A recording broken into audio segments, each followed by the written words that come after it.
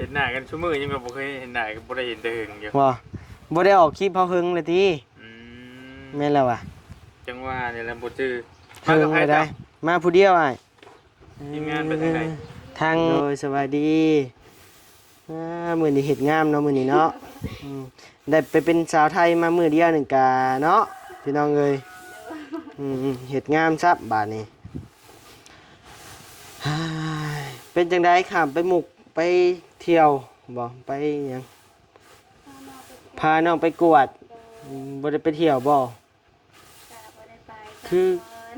คือสิบ่มีอารมณ์ไปดอกเนาะบ่นิ้วกับบ่คือบ้านเฮาบ่บ้านเพิ่นเป็นจังได๋เจริญบ่โดยพี่น้องเอ้ยหักแต่กะไปครั้งแรกก็ไปแนวนี้ซ้ำติพาน้องไปกวดเนาะโดยเป็นจังไดเพิ่นเฮ็ดจังไดไปแนวใดบัดนี้สิได้ไปรักษาอีกบ่หรือแนวใดก็บ่เพราะว่าตอนเพิ่นเว้าอ่ะเพราะว่าบ่ได้อยู่นำเพราะว่าเขาไปพาน้องโดยได้ยินเพิ่นเว้าคำว่ามะเร็งขึ้นมาเลยว่าแนวใดคิดแนวใดบัดนี้คิดยังบ่ออกแบบมีแต่หน้ามืดตามัวมาแล้วก็มันบ่คิดหยังเลยนะแบบมืดตึ๊บมาอย่างเดียวเลยโอ้มันเข้าขันมะเร็งเลยติโดยเข้าข่ายมะเร็งนี่ก็ฮ้อนมีอยู่ 30,000 ขอบใจเอาเมียนซื้อไข่เด้อเมียนกินมื้อแรงเด้อพ่ออยู่ตี้น่ะได้จักหน่วยเพิ่นเริ่มงานกันจักโมงซะหาแต่เว้นจดแล้วแจ้งพุ่นเลยงานบุญเนาะแม่เพิ่นก็เริ่มแต่ตอนนี้แหละโดยโอ้มันมี3ชั้นบ่ชั้นพระชั้นมันบ่น่ะโดยมี6ชั้น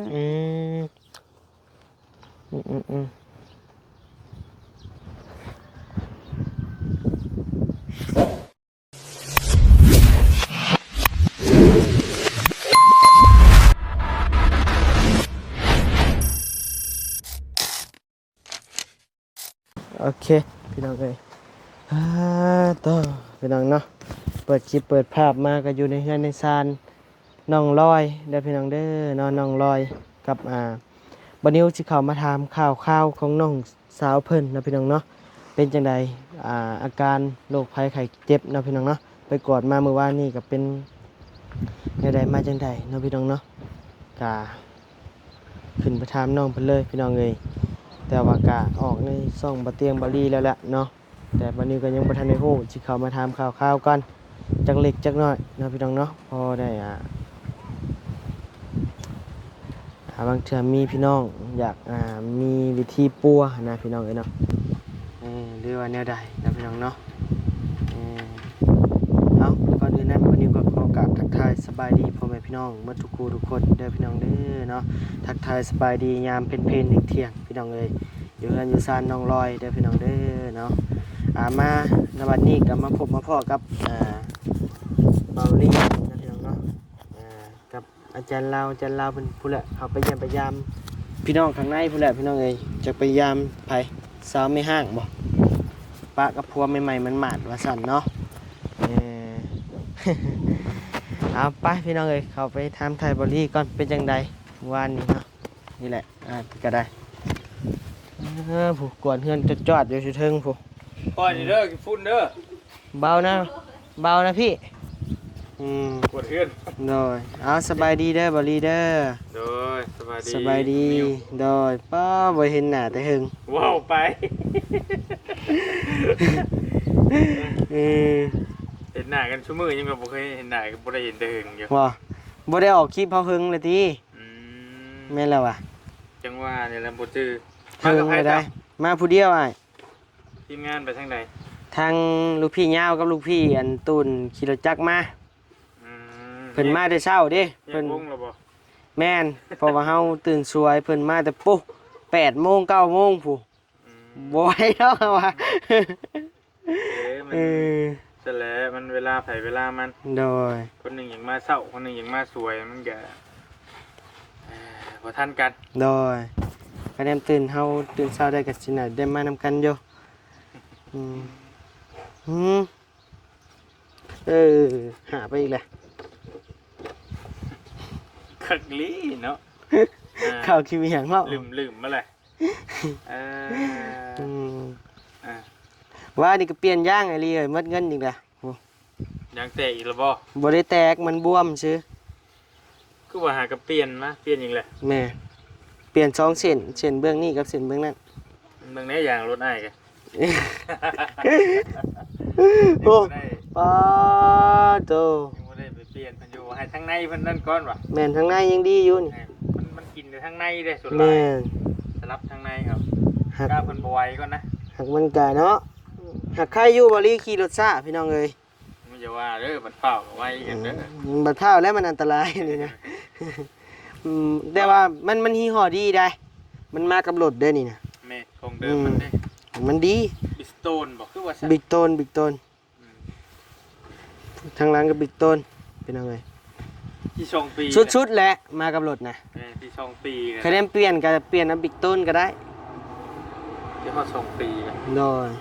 ก็ถือว่าหึงเดบิวทนอยู่ โดยทางหลังนี่แหละยังดีครับ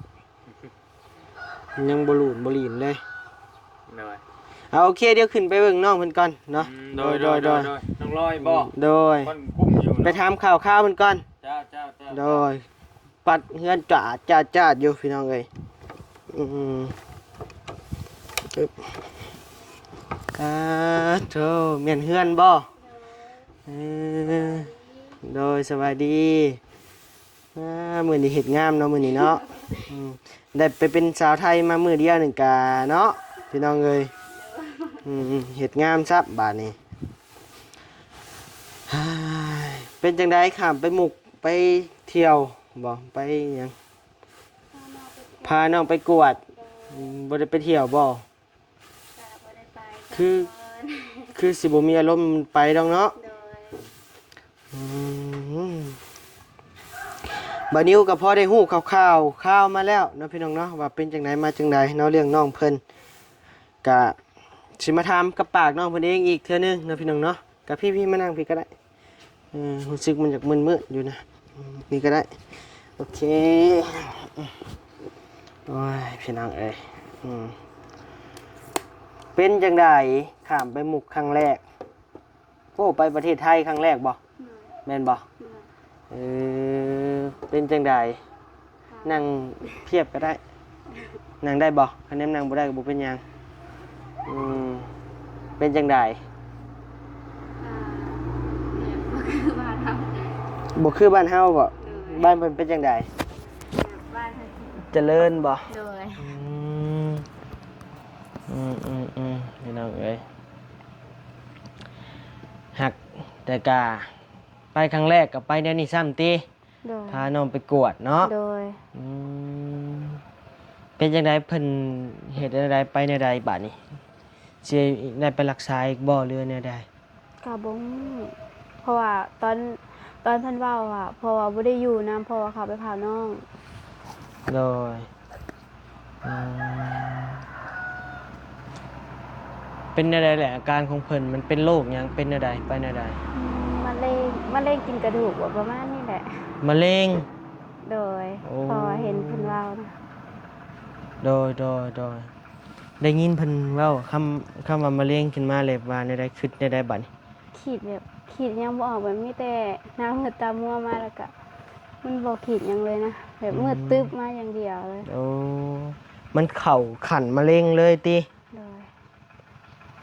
เข้าข่ายมะเร็งนี่ก็ห้อยพี่น้องเอ้ยบ่แม่นว่าแล้วจะฮู้อยู่บ่มะเร็งมันแปลว่าหยังบ่ฮู้เลยหมอบอกจะเลยบ่เขาบ่เตียงว่าสู่จะพังแล้วบ่หักรักษาตามอาการเนาะคันว่าปัวหายขาดนี่ก็จักสิแนวใดแล้วพี่น้องเอ้ยเนาะต้องรักษาตามอาการเพิ่นบ่ได้ว่าผ่าตัดบ่ฮู้เพราะตอนที่เพิ่นว่าค่ะบ่ได้อยู่คันพอแล้วฮู้โดยคือว่าพากันน้ำตาไหล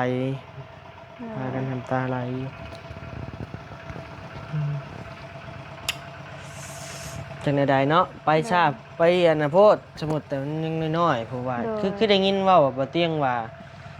มะเร็งออกมาจากกระดูกสันหลังผู้บอกว่าซั่น โดย อืมสิ แบบ ได้ เห็นเพิ่นเว้าคืนนี่พ่อคล้ายๆว่ามีแต่หากินทำไมน้ำพื้นบ้านเพิ่นว่า โอ้ไปว่าหมอนปัวบ่ได้แล้ว โดย อืม ได้ก็แบบแต่ละเดือนต้องได้ลงไปผู้เดือน รักษาตามอาการ โดย อืมพี่น้องเอ้ยเนาะคือจังไดที่ว่าหมอเพิ่นบอกว่ารักษาบ่ได้ซะเนาะเพิ่นบอกบ่ แบบบ่จังแนวสิขีดเลย อืมชุดแหล้วเนาะไปโรงหมอน่ะก็ชุดๆแหล้ว โดย พี่น้องเอ้ยเข้าฮอดอุโมงค์กวดเบิ่ง โดย เรียกว่าชุดๆแหล้วกวดเบิ่งซับนะกะอืมอยู่ลาวนี่ก็มีบ่หรือว่ามีโรงหมอใหญ่เฮาพุ่นแหละเนาะพี่น้องเนาะ โดย คันว่ามีก็ยังอย่าแล้วเนาะทำใจเอาเฮ็ดจังไดมันเป็นแหละ โดย เออมันจะฮู้บ่มะเร็งขั้นใด แบบบ่ฮู้เลยนะ แบบเวลาตอนเพิ่นอธิบายก็แบบบ่ได้อยู่นำแล้วก็พอบ่ฮู้หยัง โอ้จะไปเผาน้อง โดย เพราะว่า อืม เพิ่นให้ไปเผาน้อง โดยอืมเป็นได้กินข้าวกินน้ำแล้วบ่สนะมื้อนี้ โดยกินแล้ว อ๋อไปไทยครั้งแรกในชีวิตก็ โดย พ่อข่าวร้ายสำเนาะ โดย จากแนวใดพี่น้องเอ้ยอืมแต่ว่ามื้อวานนี้เห็นพ่อจะมานำเนาะไปนำเพิ่นเบ่มาเยี่ยมบ่ซะมื้อนี้ เพิ่นบ่ทันได้มาเพราะว่าเพิ่นออกไปเผาสวนมักแตงเพิ่น อืม บ่มีใครเผาสวนมักแตงแล้วก็บ่เพิ่นบอกหน้าก็เพิ่นก็เข้ามาเฮ็ดเวียกนำหมู่ในวัด โดยอืมต่อพี่น้องเนาะอย่าและ สู้ๆเอาเนาะ โดย อืมมีแต่ได้ข้าวแรงกินแล้วบ่ได้ของอยู่ของกินหยังมื้อแรง ยังบ่ฮู้อ่านว่าสิได้ไปซื้อไข่มาแกง ซื้อไข่มาแกงกิน โดย แกงแนวไหนอะนะ แกงใส่ผักไปน้ำมันนั่นล่ะ แกงไข่ โดย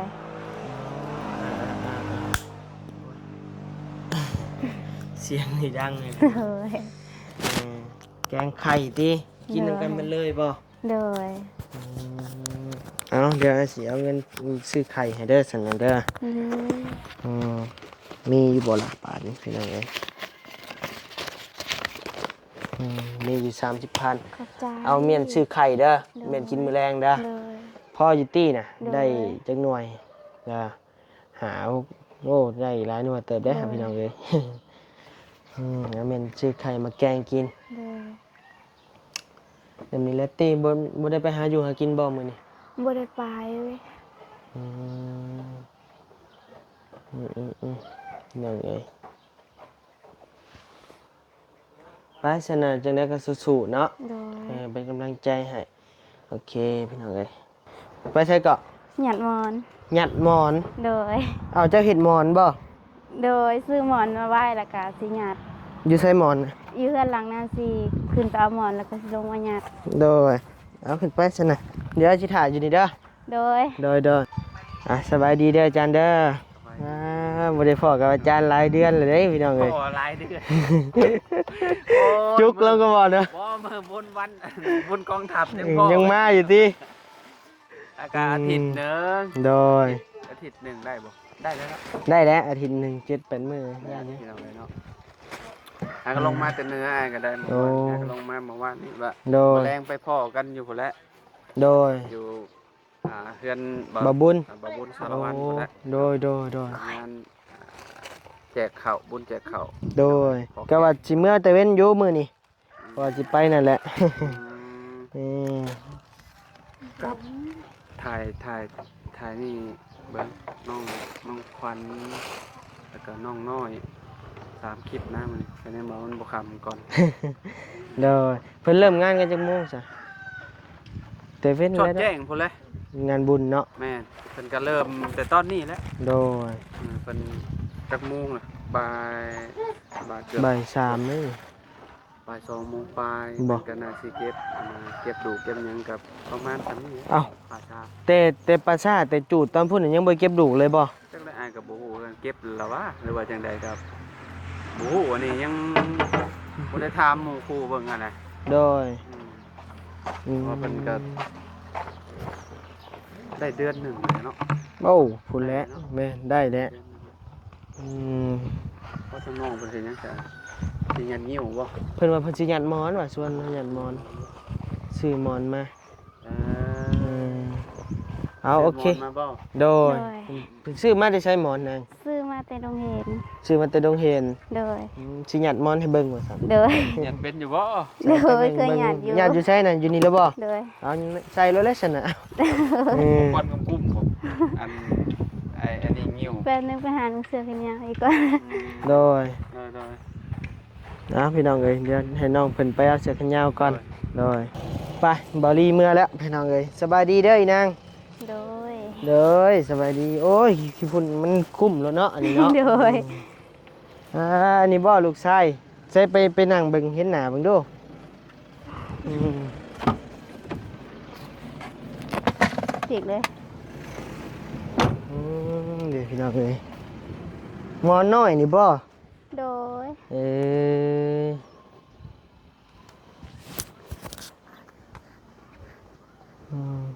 หยัดแนวนี้เนาะหยัดแล้วก็ยิบบ่ปะนี่ โดย ระวังมันเข้าปากเข้าดังเด้อ เพื่อได้ใส่แพ้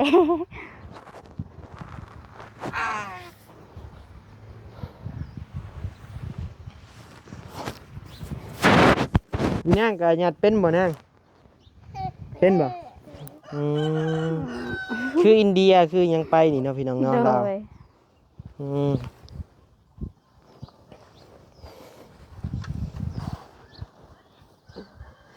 เพื่อหายแล้วมันสิบ่ปิ้วไปหมดก่อนบ่ บ่ฮู้เต็มหน้าหมดแล้ว สมมุติเพิ่นหยัดในเฮือนตี้เนาะ หยาดอยู่ลุ่มแม่นนี่แหละอยู่เฮือนกะมันเต็มหมดแบบ โอ้ต้องได้หยัดอยู่รุมแบบนี้เนาะ โดย อืม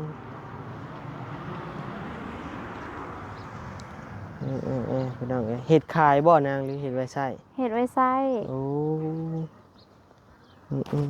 พี่น้องเอ้ย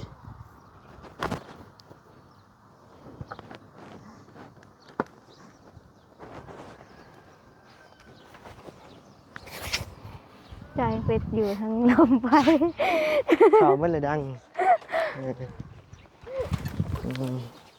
เอาพาหลานตกเตียงอีกแล้วเตียงก็คือสิฮัดนี่ โดย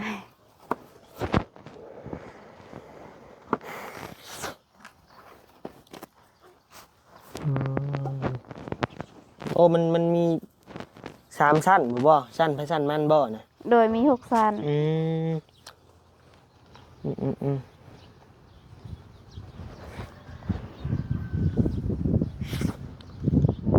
ดูไปเพิ่นเลย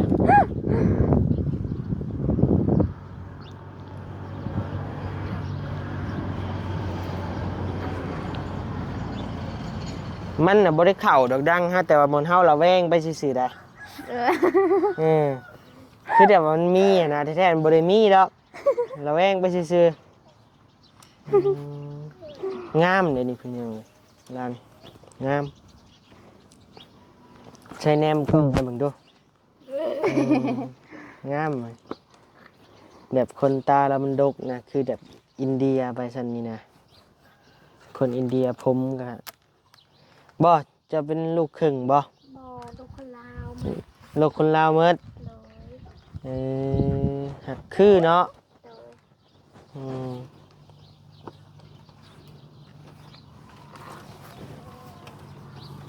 ใช่เฮือนจ้ะนาง เรียนคอยข้างนี้ ภาคพุ่นบ่อืม ข้างเดียวกันโดยภาคนี้เนาะ เลยกายหันไปกัน นานเต็มแถน โดยไม่เงียบคือพอแห้งเปิดสเต็ม เนาะ โดย ครั้งแรกบ่หยันหรือว่าได้ใดหยัดไว้ ครั้งแรกของเองคันแบบไปยัดซอยยาแหละ อื เค ม ยไปอยู่ โดย ไปยัดซอย ครั้งแรกของเจ้าเอง โดย แต่ว่าเคยไปหยัดซอยหมู่อยู่ โดย ซอยแม่ย่าอยู่ โดย ว้าวเลยกันแม่ย่าเจ้าอยู่บ้านใด บ้านโคกคัน โอ้ แบบ แม่นเลยเนาะ โดย เคยถามเจ้าอยู่ โดยอันเนี้ยแม่ของพ่อ อืมแม่ย่าของพ่อนี่ โดยแม่ของพ่อ อืม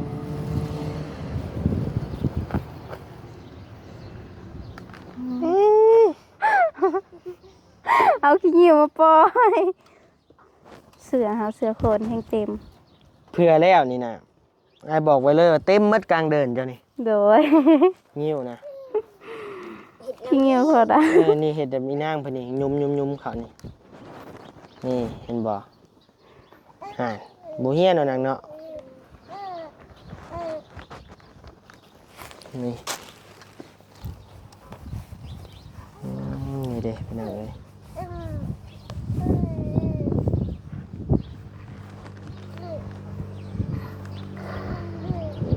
ลิ้นผู้เดียวผู้เป็นยังไงลูกเพิ่นนี่แหละ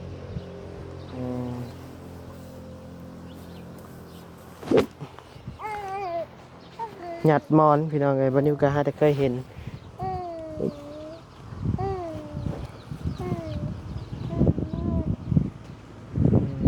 เอาเด้อบัดนี้อาสิไปป้าได้บัดนี้ โดย อาสิเมื่อป้าก่อน โดย จะได้ก็สู้ๆเด้อนางเด้อ โดย ทางน้องทางยังเพิ่นกะยังไปโรงเรียนอยู่พี่น้อง โด เอ้ย ย อืมโอ้เต็มหมดเลยเดินนี่ เอาสบายดี สบายดี เอาพี่น้องเอ้ยเดี๋ยวพอกันใหม่เด้อในคลิปหน้าเด้อโดยสบายดี